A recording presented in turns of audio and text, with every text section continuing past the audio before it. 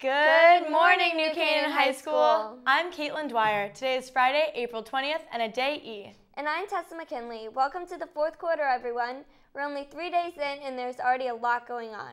Before we get started, please rise for the Pledge of Allegiance. I pledge allegiance to the flag of the United States of America and to the republic for which it stands, one nation, under God, indivisible, with liberty and justice for all. This just in, the Model UN team was ranked 25th by Best Delegate magazine from over 1,500 high school Model UN programs in North America. It's worth noting that NCHS was the only school from New England to be named in the top 25 and is now seen as a serious competitor to Model UN powerhouses such as Horace Mann and Dalton. Best Delegate's ranking system is based on overall team performance and New Canaan's consistently strong results at Brown, Princeton, Penn, Cornell, and Dartmouth from delegates at all grade levels made this possible. Congrats again, guys. On the department front, today, Saturday, and Sunday, the annual Drama Fest is taking place in the NCHS auditorium. Come and support fellow students who have written and coordinated their own productions. It's always a fun time. We go to Kellyanne Hickey for more information. Hey NCHS, this is Kellyanne Hickey standing outside the auditorium where this weekend New Canaan High School's 23rd Annual Drama Festival will take place. Drama Fest is an annual event put on by the drama department showcasing completely student-run productions.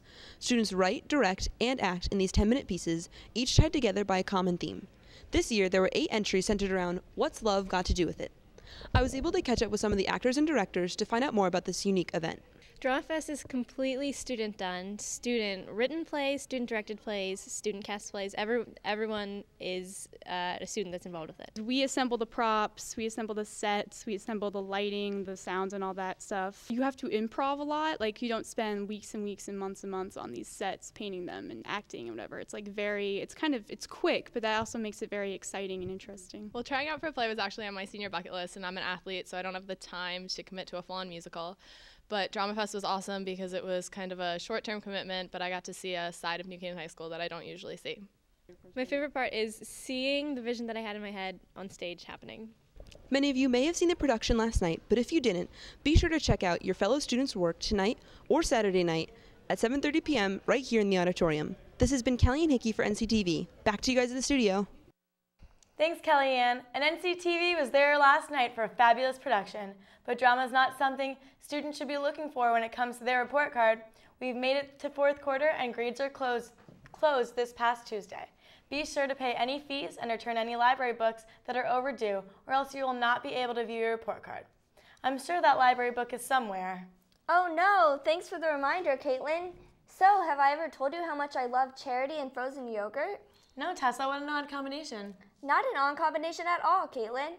Today, New Canaan's own Red Mango will be donating 50% of its proceeds to Pura Vida for children. I'm really excited, my 2 favorite things. Well, that's awesome, Tessa. It is, Caitlin. Everyone go to Red Mango anytime between 2 and 8 p.m. today to treat yourself to some frozen yogurt in the name of charity. Good thing it's frozen yogurt as prom season is here. Speaking of which, juniors, today is the last day to pick up your junior prom tickets. They are $70 a piece. You cannot choose your table until you buy a ticket, so get to it. Also, for those of you who are bringing a non-NCHS date, you must have your date's parental contact information when signing up. Junior prom was such a great time. Take advantage of another great time coming up this Sunday. Not only is Sunday Earth Day, but it's also the New Canaan Water Walk. Carry a jug filled with water for 1 mile in order to simulate tasks of women in Africa. The money raised will go to building a school in Kenya, so grab a group of friends and be sure to register. You can register beforehand at newcanaan.schoolcashonline.com for $10 or pay $12 at the door. If you buy a customized water bottle from the Period 7 marketing class during lunch, it will come in handy during the water walk on Sunday. You know, Caitlin, my lanyard has been getting pretty ratty lately. What about yours? Well, now that you mention it, Tessa, so has mine. Well, it's a good thing the Period 8 marketing class is selling new ones for only $5. Pre-order today and don't miss your chance. And the marketing classes aren't the only ones selling NC Pride. Bussey's Bomb Squad is selling shirts for $7 and towels for $3 that you can purchase at the school store.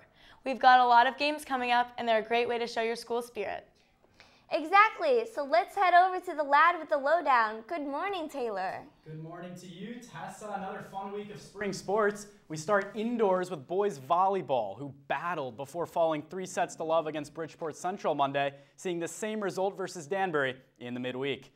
Keep the nets out for tennis. The guys and girls took care of Trinity Catholic Monday before the lads kept that Stanford magic going with a win over the Black Knights. They then suffered their first loss of the season to Greenwich yesterday. On the links, girls golf narrowly fell to Greenwich by a total of 4 strokes. On the diamonds, softball cruised by McMahon 14-1 to start the week. Unfortunately, that storyline changed after a 5-0 loss to the Blue Wave. Those scores flipped for the baseball guys as they fell to McMahon, but managed to turn things around with a win over Darien. Finally, we cannot forget about lacrosse. The guys made the short trip to Darien High School Tuesday, falling 13-3. The ladies, well, they are on fire. Newtown came to town Monday and were welcomed with a drubbing. Just another manic Monday over at Dunning Stadium early on. Olivia Homp puts it inside the cage, rattles it with a goal, and we keep it going now. Newtown looking for a goal. They'll get one here. A nice little power shot, and we'll take it to the other end of the field. It's Homp at the point. She'll pass it around to her teammate Lily Citron, who weaves her way in and out of traffic before finding the back of the net with a beautiful goal. How about a little more Olivia Homp action? She powers her way inside. Look at the speed, look at the agility, and look at the goal right there. The Rams get an awesome win, 22-13 over Newtown. Now, there's been a lot of rivalry action lately, and it was no different when those same girls took down those rival Darien Blue Wave 9-8 in a thrilling contest Wednesday. Now, one quick footnote, Doug Riley wants everyone at the baseball game today over at Meade at 4 o'clock, so make sure you check it out. That does it for sports this week. Brendan Baker comes to town next time with another edition of the Ram Sports Report. Thanks, Taylor. Watching the Lax game really got me excited for being outside this weekend. Tell me, Caitlin, will I be disappointed? Well, Tessa, today is going to be sunny with a high of 70 degrees. Tomorrow we will have scattered thunderstorms throughout the day with a high of 70 degrees, and Sunday will be rainy with a high of 53 degrees. Let's hope the weather holds up for the sake of the events taking place this weekend. Reporting for NCTV, this has been Tessa McKinley. And Caitlin Dwyer. Stay tuned to catch girls lacrosse versus Glastonbury and boys lacrosse versus Norwalk. Have a great weekend, everyone.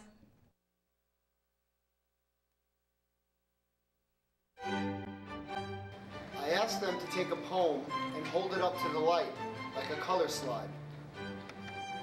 Or press an ear against its I say drop a mouse into a home and watch him probe his way out. I'm sorry. Or walk inside the poem's room and feel the walls for a light switch.